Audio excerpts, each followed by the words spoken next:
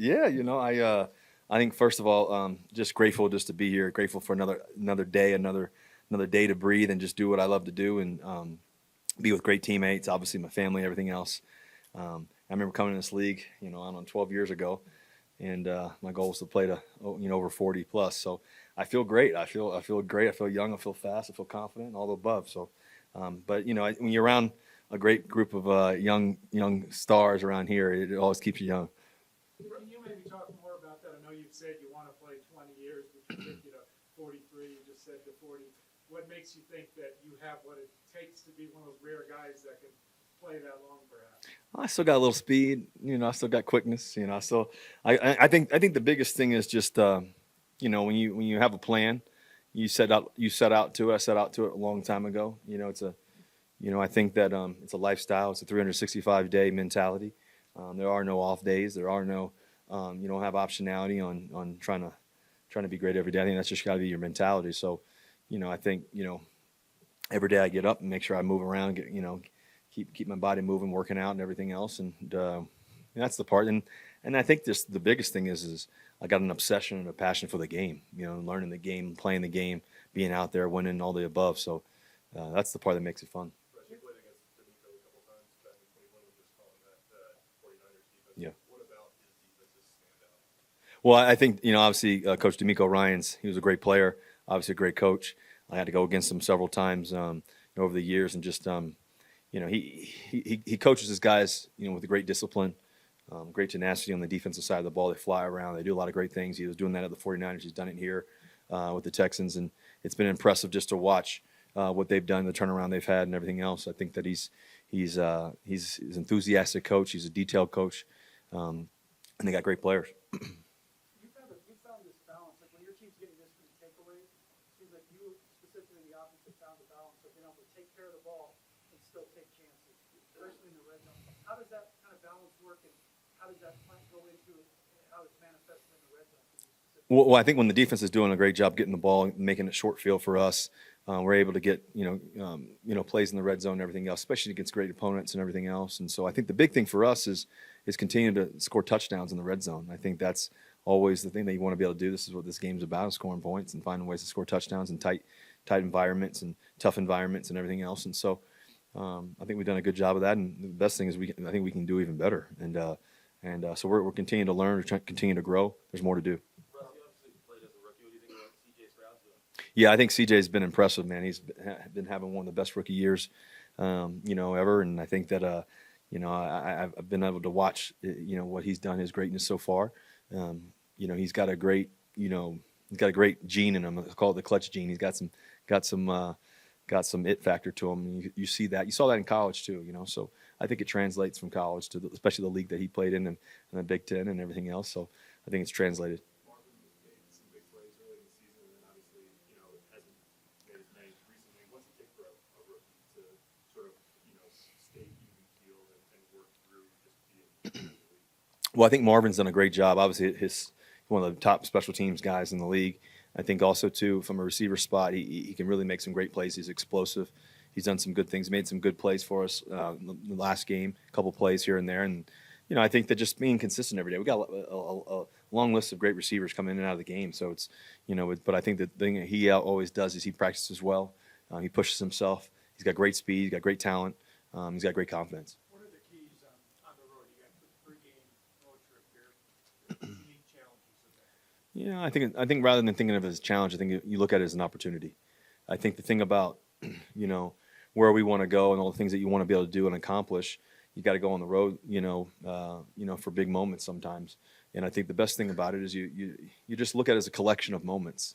It's not any bigger game than any other. All the games are important. All the games are significant. And I think that you're just a collection of 75 moments within a game that you want to have great moments. And I think the best part that we can do is really focus on us.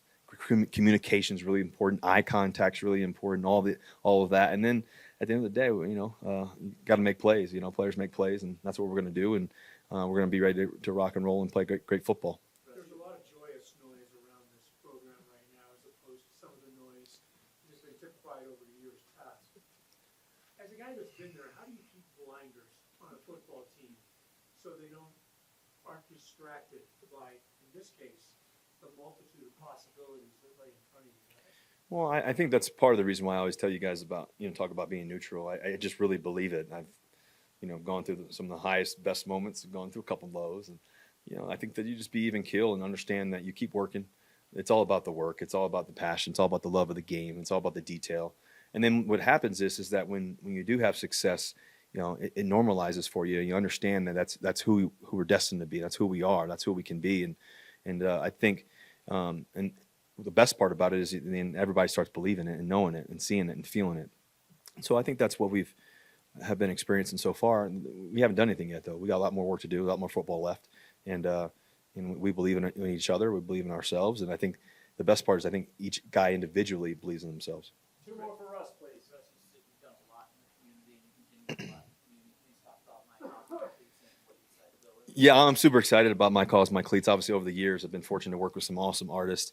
I found an awesome local artist here in Austin Fowler and muralist who does amazing work around the city and everything else. And so I'm excited about it. Obviously, we're going to be representing Why Don't You Foundation, and obviously I'm able to go to Children's Hospital, and so I'm going to represent those kids as well. And so I'm excited. You'll see some cool stuff on my cleats, and I'll let you guys see those soon. But I'm excited about that, and just it's a representation of the kids, also representation of just the Colorado community, and I'm excited about that. And so hopefully we get a win, and hopefully also those cleats help somebody.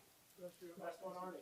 The offensive line has been intact better than any team in football. How big is that for your offensive chemistry? Yeah, I think the continuity of the guys up front. I mean, I think first of all, we got guys that are just unbelievably talented, physical. I told you guys this in the spring a little bit, just the tenacity and the thought process of these guys up front, those five.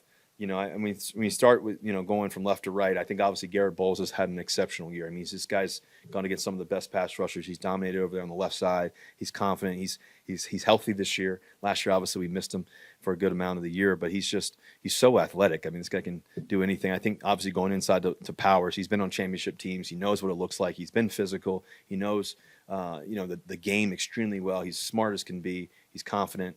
I love playing behind him. Obviously, Cushionberry, obviously, he was out for half the year last year. But I think the thing about him is he's so talented. He's done an unbelievable job, keeping the pocket nice and firm. And then in the run game and the communication, all the things that he does, he's been one of the best in the game.